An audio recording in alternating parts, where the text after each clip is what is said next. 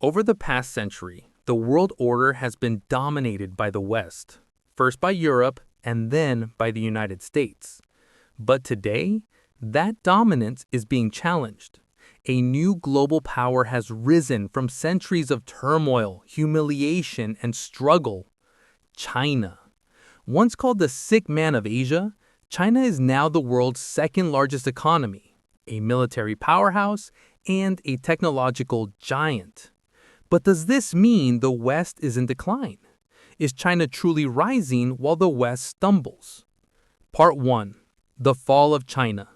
From Silk Road Glory to Humiliation. To understand China's rise, we first need to look at its fall. For thousands of years, China was the world's leading civilization.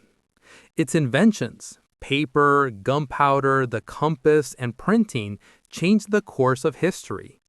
China's wealth and influence were also spread through the ancient Silk Road, a vast network of trade routes linking China to Central Asia, the Middle East, and Europe. Through silk, tea, and porcelain, China dominated global trade. But in the 19th century, foreign invasions, internal rebellions, and corruption weakened the Qing dynasty. The Opium Wars forced China into unequal treaties with Western powers. This period became known as the Century of Humiliation. China, once the center of the world economy, was divided, impoverished, and weak. Part 2. The Rise of Modern China. After World War II and the Chinese Civil War, Mao Zedong established the People's Republic of China in 1949. Mao's policies, such as the Great Leap Forward and the Cultural Revolution, had disastrous effects on the economy and society. But after Mao's death in 1976, Deng Xiaoping introduced economic reforms. He opened China to the world, encouraged foreign investment, and allowed private businesses. This was the birth of modern China's economic miracle. From the 1980s to today, China lifted over 800 million people out of poverty and became the world's factory. Part 3. China versus West, the tech industry. Technology has become the battlefield of the 21st century. The West dominated the digital revolution with Silicon Valley, Microsoft, Apple, Google, and Facebook. But China created its own giants, Alibaba, Tencent, Huawei, and TikTok.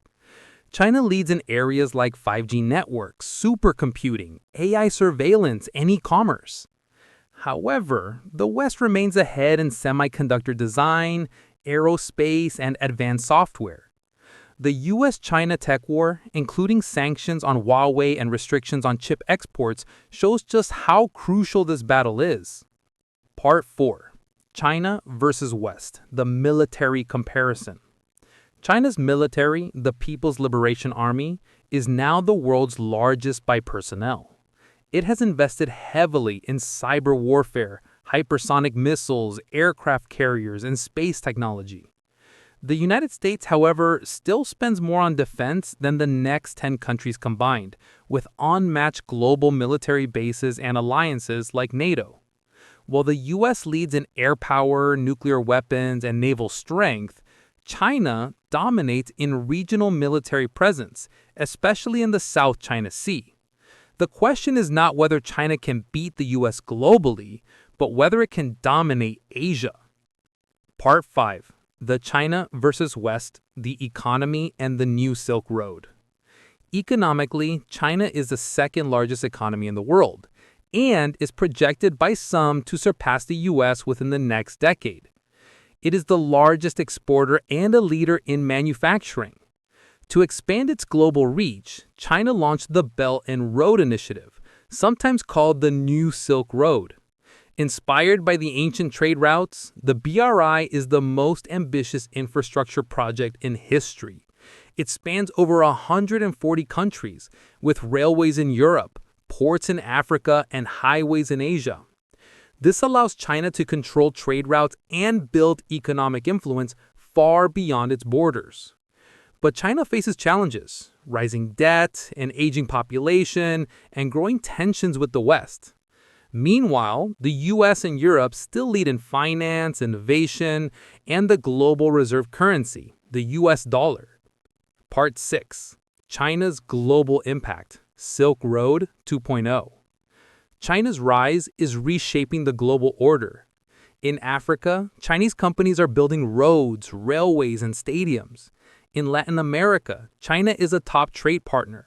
In Asia, many countries are caught between U.S. security and Chinese investment. Even in Europe, countries are divided on how to deal with Beijing. Some see opportunity in the Belt and Road Initiative, while others see it as a geopolitical trap. For many nations, China represents an alternative to Western dominance. But with that rise also comes concerns about debt dependency, authoritarian influence, and geopolitical tension. The ancient Silk Road once spread Chinese culture and goods across continents.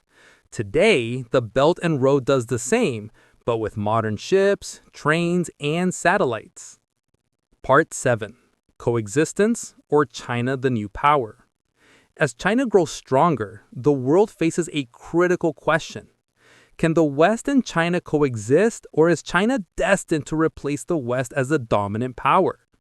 Some argue that the global order can adapt, allowing both superpowers to share influence. China in Asia, the US in the West, and cooperation on global issues like climate change, trade, and pandemics.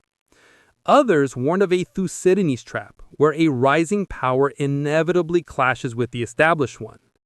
Will China reshape the international system into its own model, or will we see a balance where East and West must learn to live side by side? Conclusion. The rise of China is not just a regional story. It is a global turning point.